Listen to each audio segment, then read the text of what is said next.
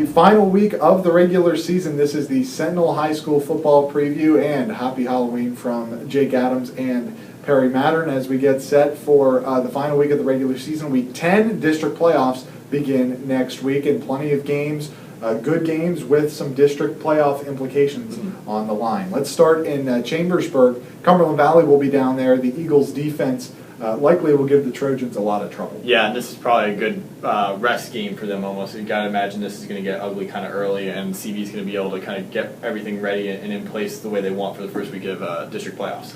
Mechanicsburg at Hershey, and these two teams both really just playing out the string at this point. But the Wildcats, it would really hurt to go into an offseason not having a divisional win. Yeah, especially with the offense that this team has, Tyler Schubert, Shaheem Brown, and all those guys. You got to expect that if they're going to get a win at this point, it's got to be this one, especially because every team they've beaten has been kind of a bottom feeder team, so this is one they need. Boiling Springs at Steel High. Now, we think the Bubblers are in, no matter what happens, that they will be in the District 3 2A playoffs, but you never want to be playing with fire in this sense, and you want to go down to Steel High and what is a winnable game, but should be a pretty tough one. Yeah, Rollers got some offense there, and Shaheem Moody Williams, obviously, and you got to expect that the Boiling Springs defense knows that it's coming. They've been pretty solid against the run most weeks, so if they just do what they've done, basically, this should take care of itself. Palmyra at West Perry, and the Cougars are out of playoff contention, and West Perry is looking for their first win.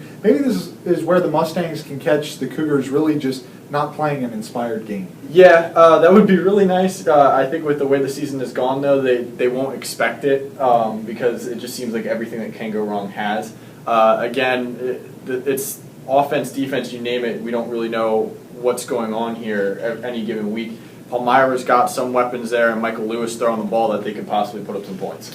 Middletown at Camp Hill, the Lions are playing great football once again. They had a 2-game losing streak in the middle of what is now a 7-2 record. They are holding the top spot in the District 3 Single-A playoffs, and this win would obviously solidify that. Yeah, they win here. It doesn't really matter what Steel High does. They pretty much hold on to that number 1 spot. They lose, that probably not going to drop out, but you don't want to run that risk here. Middletown's got a little bit going for it, but this looks like a game that Camp Hill right now should have pretty easily. Northern and East Pennsboro, and the Panthers currently actually matched up with Redland if the playoffs would start right now. So this would be a very good win for East Penn, just in the sense that hopefully they can move up a spot or two and get an easier matchup in the first round. And one of the things that I like that you mentioned earlier was when we were talking this week, TJ Stallman's become more of a passing offense than we originally expected. Brighton Fegley was, could he get 2,000 yards? Now it's much more balanced. Expect this game. Northern's been solid this year, but still a young team. This game will probably get out of hand early. East Pennsboro will probably, like CV, want to get things ready to roll for week 1 in the districts. Big surprise in the Colonial is Waynesboro. They were 2-4. Now they have a chance to win a share of the division. If they win on Friday night, they get Big Spring at home, and Waynesboro and East Penn both going for a share of that Mid-Penn Colonial. And Justin Marion's going to have himself a little bit of a tough day going up against this Big Spring defense. They've been actually very good against the run. Yeah, and the defense too against the pass, they cause trouble. They get in the backfield pretty easily, regardless of what kind of play it is. So if they can establish that, and this offense can give them any sort of help, maybe they pull off the upset. But Waynesboro is going to want this division win. Greencastle at Shippensburg, we were very surprised and disappointed to see the Greyhounds lose last week to James Buchanan, and that ended their District 3 playoff hopes. But this still should be a very good game if you like defense. Yeah, I don't think their coaching staff is going to want this team to go down with another loss. With all the pride that they have the past 2 seasons, a 500 season is a disappointment by far, but they don't want to be 4-6. So I think that's all the motivation they really need. 3 key games this week. Let's start at Trinity, where the Shamrocks are 3-1 at home this year, but their road mark is what has led them to a 3-6 record. Still, maybe a slight chance of making the District 3 2A playoffs, and a win over Milton Hershey certainly would look good on the resume. And you know that most of the other teams in this division are really pulling for them right now. Right. I don't think they're going to get too many more friendly texts and tweets any week this year than this week. Right. They've got the defense with that amoeba defense, which really surprised me last week. If they can pull that out more often, they might be able to actually do something here. The offense has shown signs. John Miller is beat up, but Hunter Geisel put up one heck of a performance last week. And a game we thought they didn't, well, at least I thought they shouldn't pass too much if they wanted to keep it. You ended up being right with that. If they do get the defensive performance they did in that second through third quarter against Camp Hill, this is a game they can win. Harrisburg at Carlisle, and the Thundering Herd currently the number 16 team out of 16 teams in the Quad A District 3 playoffs. You don't want to have to play with the fact that if you don't get a win here. Harrisburg is pretty much all but in as they come to visit the Thundering Herd, and this would also mean a 500 season, which would certainly mean a lot. The past few years, this has already been a successful season, but with the way that we've both talked with Coach Josh Oswald at times this season, that he does not care about it being a successful season. He cares about playoffs. He cares about beating the big teams, CD East, those guys. He wants his team to be a force again. A game like this where they can punch their ticket for the district playoffs is one of those games that they need, because they're going to have, over the next few years, it's not going to be that core that has grown up through all of this rebuilding and everything. So they need to set the table now with this class. This is what we're expecting. After this year, 500 is not going to be enough, even if it does get us a playoff berth. And you got to expect that.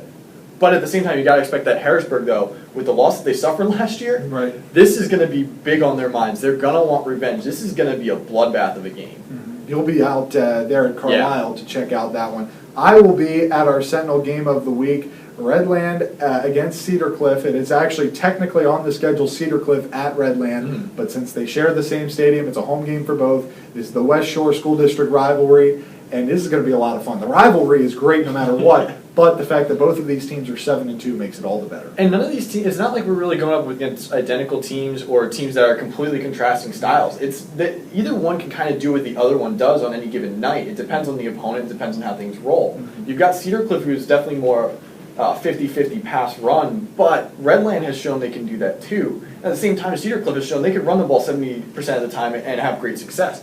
Both defenses have been solid. Both running backs are some of the best in this entire conference and fun to watch. I mean, absolutely awesome to watch. And it's going to be one of those games where I wish I could be in your place. I really do. It's going to be a fun game, no doubt about it. And we talked with Redland head coach Chad Weaver more about his matchup with Cedar Cliff. Okay, we're here with Redland coach Chad Weaver. Chad, just talk a little bit about last week. You got a great performance from Phil Overton. Just what he's done for this season for you guys. So he's, it seems each week he's getting better and better. It doesn't matter which side of the ball or even on special teams. He's going to be performing, and he's just been a true blessing to have this year. You guys obviously had McDevitt last week, Cedar Cliff this week, and then District 3 playoffs after that. It's a pretty tough stretch for you guys, so what's been it like? Almost the last two games have really been playoff-type games, or will be, which is kind of nice leading into the playoffs. Gives us a little bit of a little bit of practice against some really tough competition and something that we'll see in the playoffs. So it's been pretty nice gearing us up and practice-wise and all that stuff. What do you guys got to do against Cedar Cliff? The offense that they bring, the defense that they bring, what you guys do with the ball too. I mean, what's that going to be like? I think the biggest thing is going to be limit mistakes, whether it's turnovers, just assignments, things like that. If we can slow them down, force them to punt a few times, and not score the 38 points a game, whatever they're scoring, be able to control the clock a little bit with our offense. If we can do those things, I think it'll be a really good football game. How big is just this offensive running game going to be for you guys? Yeah, for many reasons. Like I said, controlling the clock is going to be a big thing, keeping their offense off the field. If we can do that, if we can do a good job against their front guys who are big and strong and pretty good, we'll be all right. Thanks to Coach Weaver for his time this week, and let's move on to our Sentinel Stars. We each picked one that we think can have a big game, and we're going to stay here in this Cedar Cliff Redland game. And you went with Jaden Deming. Yeah, I mean, it's a really obvious name. It kind of feels like I'm cheating here, but I feel like with Phil Overton, what he did last week against Bishop McDevitt, Demi's probably sitting there going, all right, I got to do the same thing. This Redland team can run the ball. You got to expect that Cedar Cliff is going to want to have the same kind of success. If he can put up 150 yards, a couple touchdowns, I mean, that's going to be big for this game. I took Mike Vitti, wide receiver from Cedar Cliff, and Noah Malone, rightfully so, will get plenty of the attention there. But Vitti has also been a good target for Grant Brenneman. Grant Brenneman. I couldn't think. I was going to say Noah Brenneman, but Grant Brenneman, and Vitti already has 30 catches this year. So I think Vitti can have a big game if they shut down Malone on the other side. And but we actually split on this game. You took Redland, I took Cedar Cliff, and we had to. We had to, right? I mean, really, but this is This is a toss-up game, and it's going to be a lot of fun. Make sure you connect with us on Fridays. We are at Sentinel HSFB on Twitter. You can tweet us pictures, scores, anything about the games that you were at on Friday. As I mentioned, Jake will be at Carlisle. I will be at West Shore Stadium. And then we will have our preview of all of this Week 10 action on Monday. We'll talk to you then.